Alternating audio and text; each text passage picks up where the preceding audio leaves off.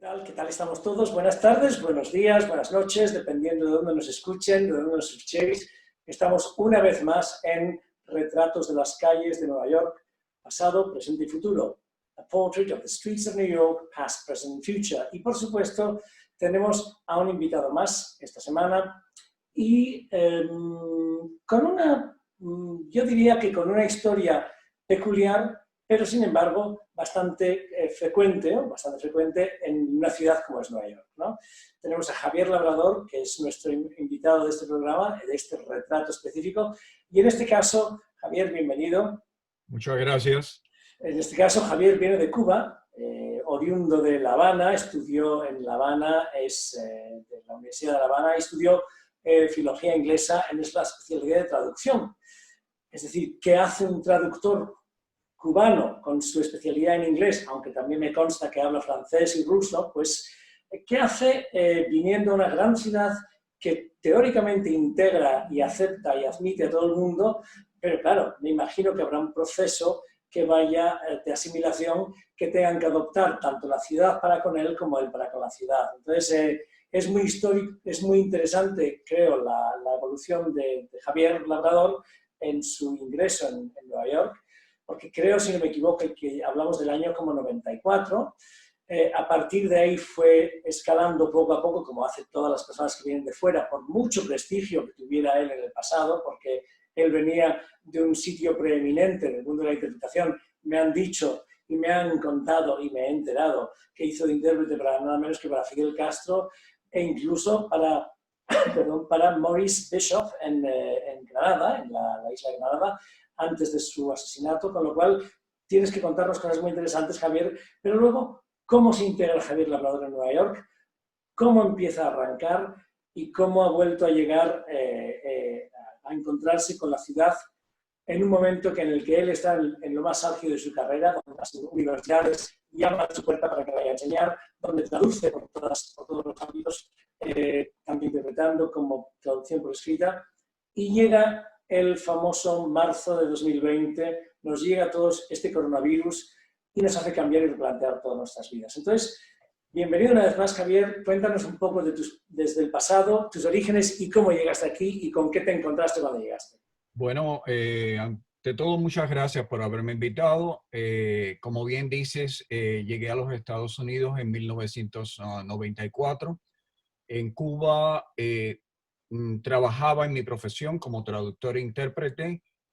Terminé trabajando como traductor e intérprete del alcalde de la ciudad de La Habana durante muchos años y llego a los Estados Unidos y, como todo emigrado, en realidad nadie te conoce, ¿no? No puedes aspirar a empezar por arriba, tienes que empezar desde abajo. Una de las cosas interesantes es que una estadounidense para la cual fui intérprete en Cuba, de Nueva York, también me contacta y un día y me dice, en el Bellevue Hospital en Manhattan están buscando intérpretes, y me dio el número de teléfono y los llamé y me dijeron, sí, estamos buscando intérpretes, pero voluntarios. Y lógicamente en ese momento me interesaba aunque fuera voluntario, porque no quería perder los mecanismos que ya yo traía muy frescos de Cuba de interpretación, fundamentalmente por falta de práctica. Y la otra cosa interesante de trabajar en el hospital es que para trabajar en un hospital tienes que hacerte un chequeo médico. Y en aquel momento, en mis primeros inicios, yo no tenía seguro médico. Porque sí, Entonces, porque aclaremos una cosa que yo también tengo una intriga ya personal, Javier. Tú cuando viniste con una visa, como turista, como vine residente. como una visa de turismo y solicité el asilo político a mi llegada a los Estados Unidos. Y eso, y el asilo político, ¿a qué te da derecho o qué te Bueno, permite el hacer? asilo político es un proceso mucho más largo que otros procesos, porque tienes que estar un año a partir del momento, normalmente toma un año que te otorguen o te denieguen el asilo político. ¿Ven? Tienes que probar que si a ti te denegaran el asilo político y te regresaran al país de origen, tu vida corre peligro. Entonces, una vez que te lo autorizan, que te lo dan, tienes que estar otro año más en ese estatus antes de que te den la residencia permanente. Mientras que, por ejemplo, por la ley de ajuste cubano, era una ley que los cubanos beneficiaba mucho a los cubanos, tú llegabas a los Estados Unidos y al año y un día de permanecer en el país podías solicitar la residencia y por el hecho de ser cubano te la otorgaban. En el caso mío fueron 2 años, porque tuve que esperar un año primero para que me otorgaran el asilo político, tener las entrevistas, justificar mediante fotografías y documentos, ¿no? Que si me regresaban a Cuba mi vida podía correr peligro. Y después un año más para obtener la residencia. Claro. Te Entonces, pregunto un poco esto, Javier, porque conociendo Nueva York sabemos que hay unos grandes, digamos, colectivos de personas de diferentes nacionalidades. Y entonces me imagino que mucha gente habrá pasado, muchos cubanos habrán pasado por la misma situación que has pasado tú. sí, sí, sí. En realidad, había un chico que yo lo conocí en el mismo proceso que yo estaba, ¿no? Que él también estaba solicitando asilo político. A él le denegaron el asilo político, pero ya estaba muy próximo al año y un día. Yeah. Y entonces al año y un día pidió la residencia y no tuvo ningún tipo de dificultad. En el caso mío, bueno, yo necesitaba trabajar porque yo no vine siendo tan joven tampoco. Y entonces necesitaba abrirme paso, ¿no? En esta sociedad. Y bueno, como te cuento, me hicieron el chequeo médico en el Bellevue Hospital y me aceptaron para trabajar con ellos. Al mismo tiempo, un amigo de un amigo mío en Cuba que nunca conocí porque vivía en la costa oeste, me llamó un día y me dijo, me imagino cómo te debes sentir. Y dígole, bueno, sí, me siento muy mal porque no tengo trabajo, ¿no? Entonces me dijo, pero lo primero que te aparezca, tómalo. Bien, y esa es la clave del éxito, Claro, y porque a esa fue partir de ahí te vas a ir metiendo por el sistema y vas a empezar a escalar, ¿no? Cuando ellos vean que tú tienes conocimientos, que tú vales, vas a ir mejorando. O sea Y que realmente, Javier, lo que se oye siempre en otros países sobre Estados Unidos, lo del self-made man, sí que es cierto, entonces, ¿no? ya, sí, sí, totalmente. Y eso fue lo que hice. Al mismo tiempo que trabajaba en el hospital, iba una vez a la semana y fue muy gratificante también porque nos impartieron un curso de interpretación simultánea.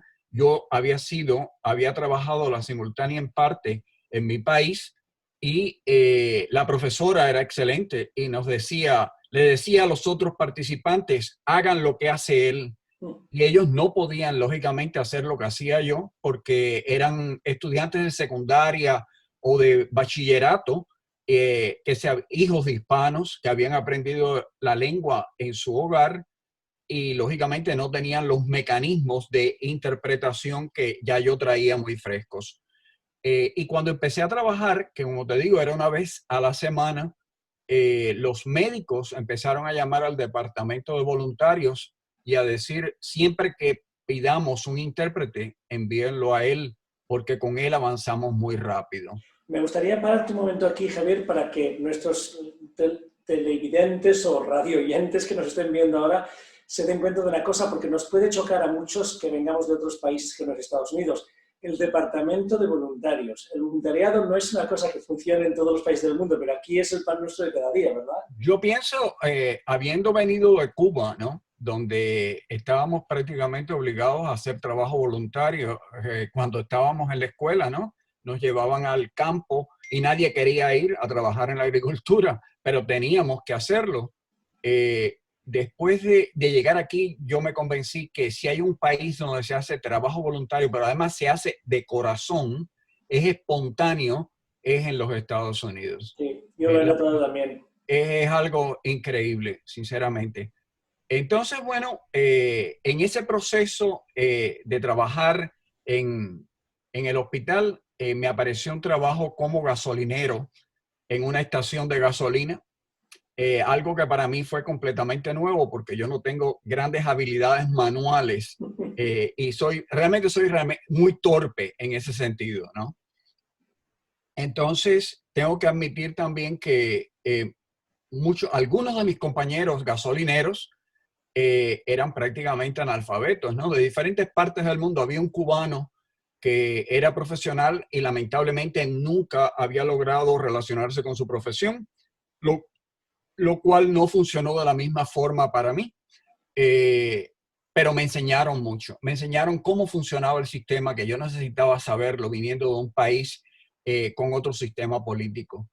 Entonces, aprendí muchísimo de ellos. No estuve mucho tiempo allí porque un día, saliendo del hospital, pasé por un teatro, el Teatro Repertorio Español, y leí que en la programación que ellos ofrecían interpretación simultánea con las obras que presentaban.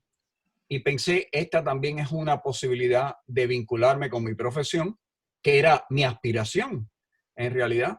Y pues traje mi resumen, mi currículum vitae un día y se lo entregué al chico de la taquilla, pensando honestamente que él lo iba a depositar en el primer latón de basura que se encontrara y que eso nunca iba a llegar al productor del teatro. Pues, para sorpresa mía, un buen día recibo una llamada del productor para citarme a una entrevista. Fui, y tuve la entrevista con él y él me dijo, yo creo que usted está sobrecalificado para el cargo que yo le voy a ofrecer. Realmente el invierno estaba muy cerca.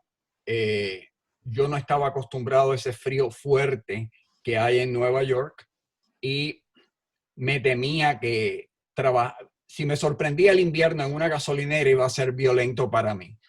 Entonces le dije, bueno, yo realmente necesito el trabajo. Él me dijo, bueno, vamos a hacer algo. Venga a trabajar el día que usted no tiene trabajo para yo ver si usted es la persona que yo estoy buscando y para que usted se convenza si este trabajo es para usted.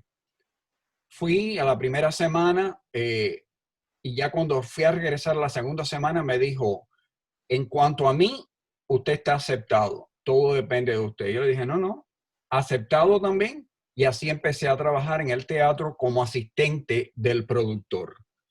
Ahí me multipliqué porque me reencontré con una prima mía nacida en Nueva York, que la dejé de ver cuando yo tenía 10 años y nos encontramos ya hechos hombres y mujer.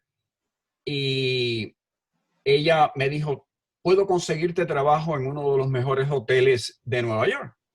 Dígole, ¿trabajo de qué? Dice, en una florería. Ahí también hice así y dije, bueno, ¿y esto qué cosa es? Porque yo de flores conozco muy poco en realidad, pero era para trabajar como asistente de los floristas en realidad y era un trabajo muy bueno porque teníamos todas las comidas gratis en el hotel que eran de primera ¿En qué año calidad. estamos ya, Javier?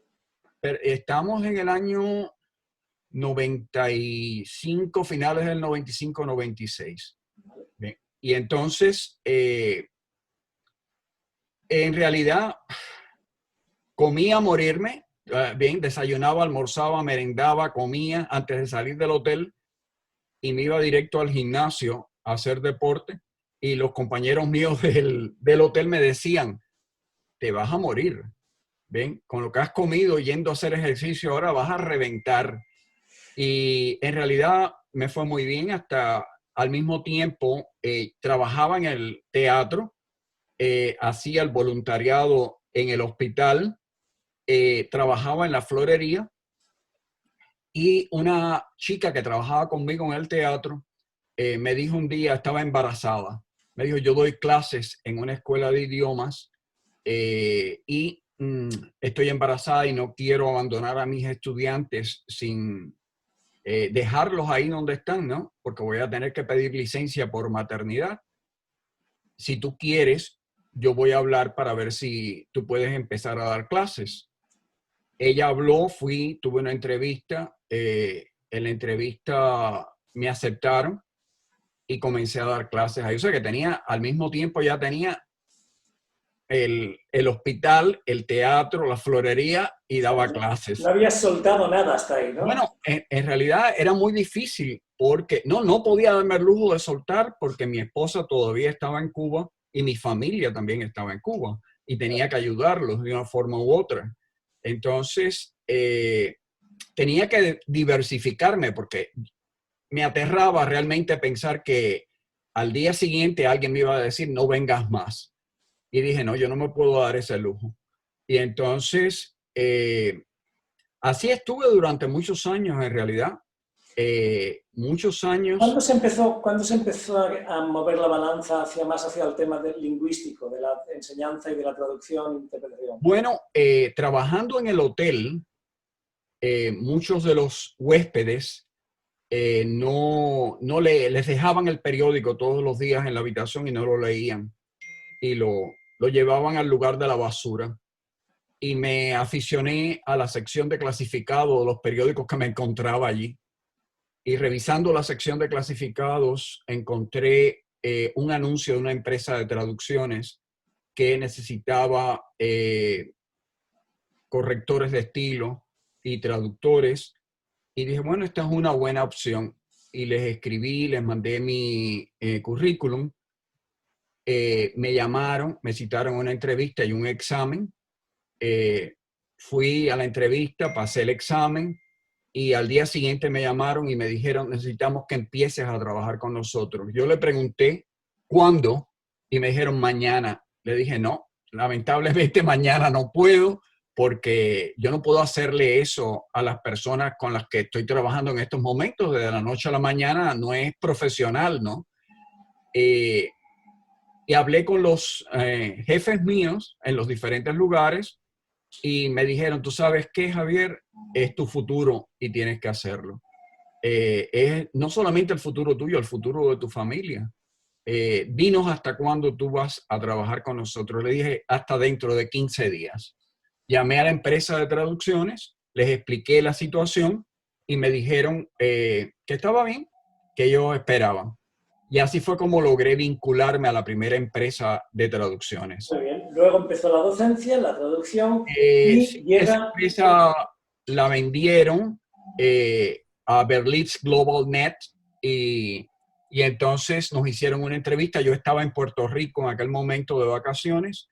Cuando regresé, la compañera que trabajaba conmigo me llamó y me dijo, a la hora que llegues a la casa, llámame porque mañana es el último día de las entrevistas y si no, pierdes el trabajo.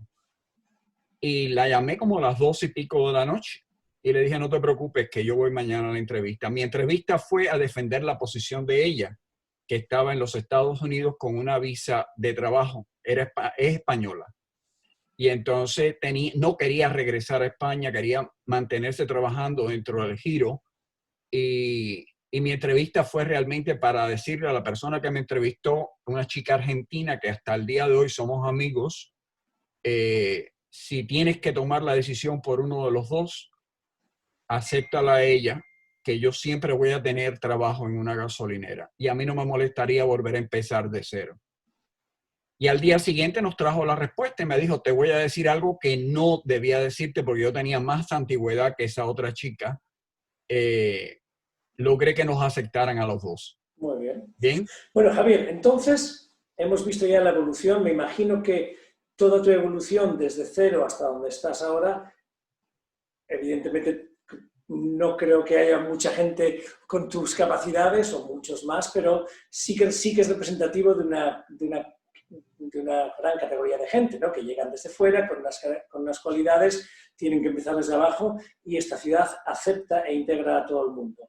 Entonces mi pregunta es, ¿qué pasa en marzo de 2020? Llega el coronavirus, nos da todos de golpe, siembra incertidumbre y siembra un futuro totalmente desconocido. ¿Qué pasa para tu profesión? Bueno, en realidad tienes toda la razón. Eso ha sido así. No estábamos preparados para lo que nos venía encima.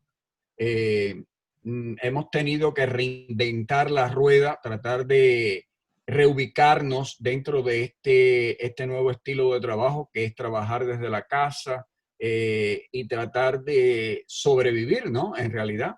Por suerte, yo he logrado salir a flote muy fácilmente porque imparto clases en 2 universidades también y eso son cursos especializados de traducción e interpretación y llevo muchos años trabajando ya para ellos y los he logrado mantener, ¿no? Aparte de eso, muchos de los contactos que tenían de las empresas de traducciones con las que he trabajado, empresas de traducción en otros países, me han contactado por si me interesaba trabajar para ellos, ¿no? Han estado recibiendo trabajos de traducción para Cuba y lógicamente, bueno, ¿quién mejor que un cubano, ¿no? Para poderlo hacer. Y eso me ha dado una cierta posibilidad también de trabajar de nuevo desde casa, ¿no? Y Javier, una pregunta, porque con respecto a la traducción y la interpretación, hoy en día también leemos en los periódicos la problemática nueva que ha surgido en época de coronavirus, cuando hay tantísimas personas hospitalizadas, con médicos intentando entenderse con ellos y son incapaces puesto que hablan distintas lenguas. El médico a veces solo habla inglés y con toda la cantidad de hispanoparlantes que hay en esta ciudad, tienen un problema de comunicación. ¿Cómo se solventa esto? Bueno, te diré que cuando yo llegué a este país, en realidad ese era el cuadro también.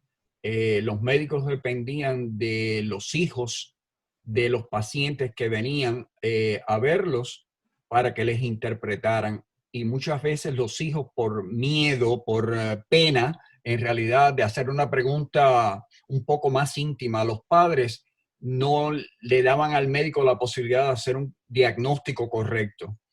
Y entonces eso llegó a prohibirse en la ciudad de Nueva York y a depender no de los hijos de los pacientes, sino de intérpretes que pudieran trabajar con ellos. Muchos de mis estudiantes de la universidad han encontrado una vía, ¿no?, de trabajo en este sistema de interpretación en los hospitales.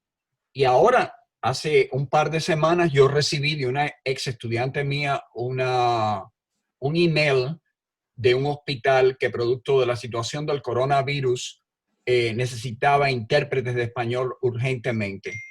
Y ella, que es jefa de un departamento de interpretación de un hospital, me comentaba, ¿no? Yo voy a ofrecerme para ayudarlos. Y yo le dije, yo también, y automáticamente voy a circular este correo electrónico entre mis estudiantes, porque en estos momentos la interpretación médica se hace por teléfono, lo cual es una gran ventaja. No tienes que moverte de tu casa para poderlo hacer y estás prestando un servicio muy valioso, ¿no?, para la sociedad en estos momentos de dificultades. Cuando hablas por teléfono, ¿tú te refieres a que el médico habla con el paciente y hay una persona Hacen con el una teléfono? conferencia telefónica, sí, y el médico habla y tú le interpretas al paciente, el paciente responde, tú le interpretas al médico. Es increíble. ¿Y tú cómo afecta esto o cómo va a afectar, tú crees, si ya estamos un poco en el presente hacia el futuro, cómo afectará esta situación? Porque el desconocimiento que tenemos de cómo van a cambiar las cosas es increíble. Entonces, ¿cómo puede afectar esto a la profesión de la interpretación Yo simultánea en el pienso futuro? que la puede afectar positivamente porque, como te digo, todos hemos aprendido algo nuevo en esta nueva situación que estamos viviendo, ¿no? Y esta es una opción que, aunque se utilizaba, no quiere decir que la interpretación telefónica sea algo que hemos descubierto en este momento, pero es algo que realmente ha cobrado mucho auge en estos momentos por la situación que tenemos. ¿Ven? Yo pienso que todos hemos aprendido algo, hemos adquirido una nueva especialidad eh, y estamos convencidos de que hay muchas otras cosas que tenemos que aprender, ¿no? Eh, Sí, porque, pero sin duda, yo estoy ahora pensando, ahora que te escucho, esto tiene que tener colateralmente digamos, mucho impacto en la industria. Es decir, tiene que haber aplicaciones nuevas tecnológicas, tiene que haber, no lo sé, no, bueno, especialidades nuevas, ¿no? eso te indica que nunca es tarde para aprender, No, claro. que la vida es un constante aprendizaje, ¿no? Que nunca termina, solo termina con la muerte. Y esa es la actitud que tú como inmigrante tienes que mantener, ¿no? Tienes que mantenerte abierto pensando, bueno, y ante esta situación, ¿qué puedo hacer yo para poder continuar con el estatus que ya yo tengo, ¿no? A estas alturas, después de más de 25 años en el país. Es muy increíble porque, fíjate, es que hasta lingüísticamente está evolucionando todo, porque para mí, cuando yo crecí, un Zoom era una aplicación que se insertaba en una cámara y te acercaba el objeto que estabas fotografiando. Hoy en día Zoom ni se me ocurre, ya para mí es la plataforma a través de la cual nos estamos tú y yo ahora mismo entrevistando, tú en tu casa y yo en la mía, está claro, ¿no? Es increíble, en realidad. Este es otro mecanismo que se puede utilizar porque a las consultas médicas también en estos momentos se están haciendo utilizando esta plataforma. Y entonces yo he tenido esa experiencia recientemente y fue muy interesante, bien, porque todos nos estábamos viendo las caras. Con mis estudiantes universitarios también, de nuevo, los veo mejor en esta plataforma que cuando los tengo en la clase, ¿bien? Claro. Presencial. No, no, totalmente. Bueno, pues mi pregunta de rigor ahora, puesto que te bandeas entre el mundo de la docencia y el mundo de la interpretación, ¿qué planes de futuro tienes tú? ¿Se te verán modificados por esta situación o no? ¿Y qué Pienso piensas que cuál es el devenir de la profesión? le comentaba a uno de los coordinadores de los programas para los que yo enseño que cuando esta situación se resuelva, ¿no? Y podamos regresar a las aulas presenciales, lo difícil va a ser volver a la aula presencial. Sí. ¿Bien? Porque casi todo el mundo va a preferir mantenerse desde sus casas. Pienso que los estudiantes y nosotros como profesionales hemos adquirido una nueva habilidad, ¿no? Que desconocíamos, en la que ganamos tiempo en realidad. No es lo mismo salir a las 9:30 de la noche de la universidad, tener que tomar un metro, un autobús, un metro y otro autobús para llegar a la casa, que levantarte de la computadora y sentarte a comer, Claro. en realidad. No, pero otra cosa más, tú piensas ahora en todos los estudiantes de traducción e interpretación, todos los estudiantes de lingüística, que son de Ohio, de Nebraska o de California y estudian en Nueva York, por ejemplo. Las residencias de estudiantes, las becas que tienen que pedir para subsistir 4 años en una ciudad que no es la suya, todo eso tendrá un planteamiento nuevo ahora. En estos momentos yo tengo estudiantes que están incluso en Europa, Claro. ¿ven? En América Latina, en cualquier estado de los Estados Unidos, no hay límite en realidad. No hay límite. Yo tengo una estudiante en estos momentos en España. Que Que no podrá viene salir, me imagino, ¿o qué? Bueno, es interesante y es una magnífica estudiante, tengo que admitir. Ha sido una experiencia, por ejemplo, yo tengo con ellos en este curso que doy en línea para una de las universidades, tengo un chat que yo tengo con ellos los viernes de 9 de la noche a 10 de la noche. Y claro, a esa hora en España hace rato que están durmiendo, ¿no? Y en el caso de ella participó creo que en un chat, en los demás no ha participado, pero he tenido estudiantes en Alemania que se levantan de madrugada en sus países para poder participar, lo cual es muy meritorio, dice, del interés y de desarrollarse, y pienso que ellos también han aprendido mucho, ¿ven? Pues mira, Javier, ha sido un placer tenerte. Creo que ha sido precioso escuchar tu evolución desde salir de Cuba como turista, solicitar tu visado Como asilado político. sí, de asilado político, desde la gasolinera, la tienda de flores, el hotel, las universidades y el éxito que tienes ahora, y cómo has observado toda esta evolución en este momento tan incierto, de incertidumbre, que se llama coronavirus o COVID-19. Yeah. O sea que te agradezco muchísimo que hayas tenido el tiempo para nosotros y que nos hayas podido iluminar en cosas tan interesantes que tú no te habrás dado ni cuenta, pero me imagino que muchas personas que te están escuchando ahora dirán, estos americanos están locos, ¿qué hace un señor haciendo chats con sus alumnos de 9 a 10 de la noche? Y para ti es una cosa tan normal. Para mí es normal, para los estudiantes a veces es un gran sacrificio porque es el viernes social aquí en los Estados Unidos Sí, sí. y que de 9 a 10 les desgracio el viernes social, pero sin embargo tengo que admitir que participan y cuando se los comento y les pido disculpas porque es que no tengo en mi apretada agenda otro horario en el que pueda incluirlos, me dicen no se preocupe porque nosotros lo estamos disfrutando. Mira, eso dice mucho de ti y de tu trabajo. Muchas gracias, Javier, ha sido un placer y gracias por haber sido una persona más de nuestro retrato de las calles de Nueva York. Gracias a ti, bien. Buena suerte.